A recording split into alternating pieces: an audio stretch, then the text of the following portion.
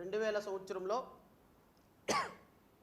రేవంత్ రెడ్డి మీ గురువు గారు చంద్రబాబు నాయుడు గారు 2000 సంవత్సరంలో చేసినటువంటి చట్టం, 2000 సంవత్సరంలో మాలామాదికల్ని విడదీయడానికి చేసినటువంటి చట్టం 2004లో ఆయన ముఖ్యమంత్రి పదవి కోల్పోవటానికి కారణమైందన్న విషయం మాత్రం గుర్తుపెట్టుకోమని కోరుతున్నా.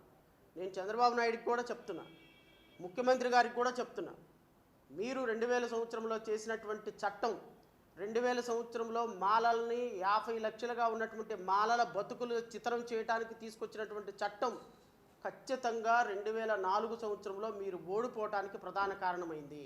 కేవలం 2004 మాత్రమే కాదు, 2009 సంవత్సరం కూడా మీరు ఓడిపోవటానికి కారణమైంది.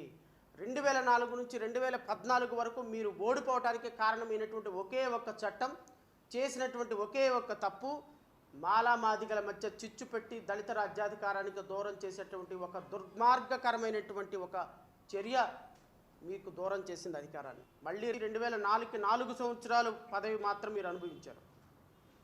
అదేవిధంగా ఇంకా 4 సంవత్సరాలు మీరు ముఖ్యమంత్రిగా ఉంటా 2025లో అంటే 2029లో జరగబోయే ఎలక్షన్కి 4 సంవత్సరాల ముందు ఇదే చట్టాన్ని మళ్ళీ తీసుకొచ్చారు. నేను మళ్ళీ చెప్తున్నాను, రాసి పెట్టుకోండి, ఈ సిమ్ చెప్తున్నా. 2025లో తయారు చేసిన చట్టం వల్ల 2029 సంవత్సరంలో నువ్వు మీ శిష్యుడు రేవంత్ రెడ్డి ఇద్దరు కూడా మట్టి కరవకపోతే, మీ ఇద్దరు గురు శిష్యులు కేవలం గెస్ట్ హౌస్లకే పరిమితం చేయకపోతే, మీ గురు శిష్యులు చేసినటువంటి ఈ దుర్మార్గకరమైనటువంటి ఆర్డినెన్సు దాదాపుగా 80 లక్షల మందిగా ఉన్న మాలల యొక్క గుండెల్లో చితిని రగిలిస్తుందన్న విషయం మీకు 2028లో రేవంత్ రెడ్డికి, 2029లో చంద్రబాబు నాయుడికి రుచి చూపించకపోతే,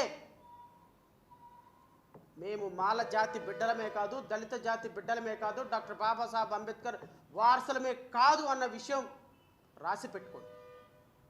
చంద్రబాబు నాయుడు చేసినటువంటి ఒక చారిత్రాత్మకమైనటువంటి తప్పిదం, చంద్రబాబు నాయుడు చేసినటువంటి ఒక చారిత్రాత్మకమైన తప్పిదం మీ పార్టీ మొత్తాన్ని మట్టి కలిసి మీ పార్టీని నామరూపాలు లేకుండా చేస్తుందన్న విషయం మీకు 2028, 2029 సంవత్సరంలో అర్థమవుతుందని మాత్రం గుర్తుపెట్టుకోండి.